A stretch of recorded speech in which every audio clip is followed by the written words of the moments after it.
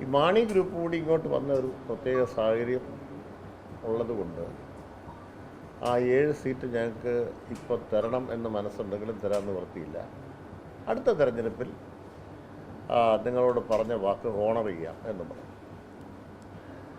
അപ്പോൾ നമ്മളോട് പറഞ്ഞ കോടിയേരി ഇപ്പോൾ നമുക്കറിയാൻ ജീവിച്ചിരിപ്പില്ല. അദ്ദേഹമാണ് ഞങ്ങൾക്ക് വാക്ക് തന്നത്. അപ്പോൾ അതിനുശേഷം ഈ തെരഞ്ഞെടുപ്പ് വന്നപ്പോൾ പറഞ്ഞു നമ്മൾ കഴിഞ്ഞ പ്രാവശ്യത്തെ കാര്യങ്ങളെല്ലാം വീണ്ടും ആവർത്തിച്ചിട്ടും ഇടതുപക്ഷ മുന്നണി 3 സീറ്റേ തന്നുള്ളൂ. അതിൽ പ്രതിഷേധിച്ച് ഈ സീറ്റ് ഏറ്റെടുക്കണ്ട, നമുക്ക് പുറത്ത് നിന്ന് പിന്തുണ കൊടുക്കണമെന്ന് തീരുമാനിച്ചു.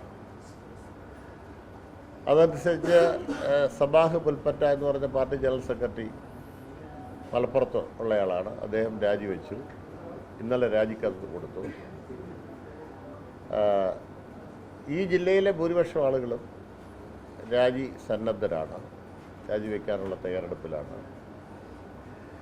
ഞങ്ങളെ സംബന്ധിച്ച് കൂടുതൽ സീറ്റ് വേണം എന്നുള്ള ഒരു കാര്യം വീണ്ടും ഉന്നയിച്ച് വീണ്ടും LDF-ആയിട്ട് ചർച്ച നടത്താൻ തീരുമാനിച്ചു. ഏറ്റവും അവസാനം നടന്ന ചർച്ചയിൽ ഒരു തീരുമാനം ഉണ്ടാകാതെ 3 സീറ്റ് മാത്രമേ നമുക്ക് കിട്ടിയുള്ളൂ. അപ്പോൾ ആ 3 സീറ്റിൽ മത്സരിക്കാതെ നമുക്ക് പുറത്തു നിന്ന് പിന്തുണ കൊടുക്കണമെന്നുള്ള തീരുമാനം പാർട്ടി പൂർണ്ണമായിട്ട് അംഗീകരിക്കാതിരിക്കുകയും പാർട്ടി പ്രസിഡന്റ് സ്ഥാനാർത്ഥികളെ ഇന്നലെ പ്രഖ്യാപിക്കുകയും ചെയ്തു. 3 സ്ഥാനാർത്ഥികളെ പ്രഖ്യാപിച്ചു. ആ 3 സ്ഥാനാർത്ഥികളെ പ്രഖ്യാപിച്ചപ്പോൾ അതിൻ്റെ അർത്ഥം എന്ന് പറഞ്ഞാൽ 3 സീറ്റിൽ നമ്മൾ അംഗീകരിച്ചു എന്നാണ്. അത് ഞങ്ങളെ സംബന്ധിച്ച് അത് അംഗീകരിക്കാൻ ബുദ്ധിമുട്ടായതുകൊണ്ട് ആ തീരുമാനത്തിൽ പ്രതിഷേധിച്ചുകൊണ്ട് ഞങ്ങൾ ഈ ജില്ലയിൽ ഭൂരിഭാഗം ആളുകൾ തൽസ്ഥാനങ്ങൾ ഇപ്പോൾ ഏതെല്ലാം സ്ഥാനങ്ങൾ ഇരിക്കുന്നോ ആ സ്ഥാനങ്ങളെല്ലാം രാജിവെക്കാൻ തീരുമാനിച്ചു. കേൾക്കുന്നില്ല? ഇവിടെ ഇല്ല ഫോൺ. കോൾ വരുന്നു സാർ, കട്ട് ചെയ്യണം. ഇതങ്ങോട്ട് വെച്ചാൽ മതി. ഇത് കോള് വരുന്നുണ്ടോ? അതായിരിക്കും. യെസ്, പാർട്ടി വിടുന്നു. ഇതാണ്. അപ്പോൾ ഞങ്ങൾ ഇന്നത്തോടു കൂടി രാജിവെച്ചു. കാരണം ഇത് ഇന്നലെ വരെ ചെയ്യാഞ്ഞെന്ന് വെച്ചാൽ ഇത് സ്ഥാനാർത്ഥികളെ പ്രഖ്യാപിക്കുന്നതിന് മുമ്പിട്ട് ഇടതുപക്ഷ മുന്നണിയുമായിട്ട് ഒരിക്കൽ കൂടി ഒരു ചർച്ച നടത്തിയും സ്ഥാനാർത്ഥികളെ പ്രഖ്യാപിക്കുന്നത് പിന്നെയുടെ ഉള്ളൂ എന്ന് പറഞ്ഞ് ഞങ്ങൾ ഇത്രയും നേരം ഇരിക്കുകയായിരുന്നു. പക്ഷേ ഇന്നലെ രാത്രിയിലാണ്, വൈകിട്ടാണ്, ഇന്നത്തെ പത്രങ്ങളിലെല്ലാം ഉണ്ട്, നമ്മുടെ പ്രസിഡന്റ് MV ശ്രേയാംസ് കുമാർ 3 സ്ഥാനാർത്ഥികളെ പ്രഖ്യാപിച്ചു.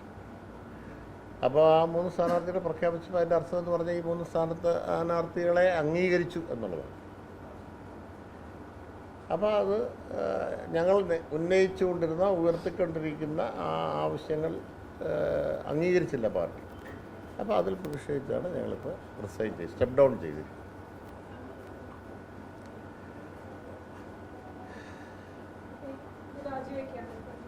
ഇതോടെ രാജിവെച്ചു.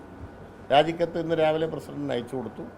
പ്രസിഡന്റുമായിട്ട് ഫോണിൽ സംസാരിച്ചതിന് ശേഷം രാജിക്കത്ത് അദ്ദേഹത്തെ ഇമെയിൽ ചെയ്തു വിടുകയാണ്.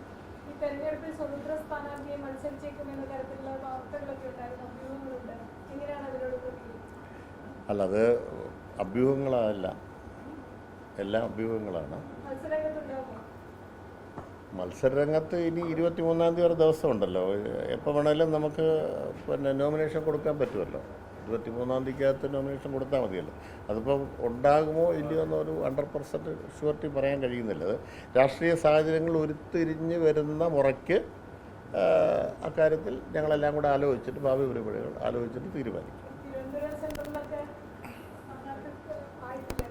തിരുവനന്തപുരം സെൻട്രൽ പോലെ തന്നെ ഈ ജില്ലയിൽ 14 സീറ്റുണ്ടല്ലേ, ബാക്കി 13 സീറ്റുമുണ്ട്.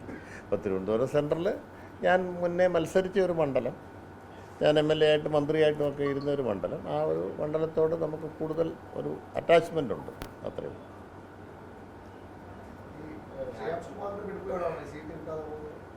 എന്ന് പറയുന്നില്ല. പാർട്ടി മൊത്തത്തിൽ അതിൻ്റെ പിടിപ്പുകൾ, ഒരാളെ മാത്രം കുറ്റപ്പെടുത്തുന്നത് ശരിയല്ലല്ലോ.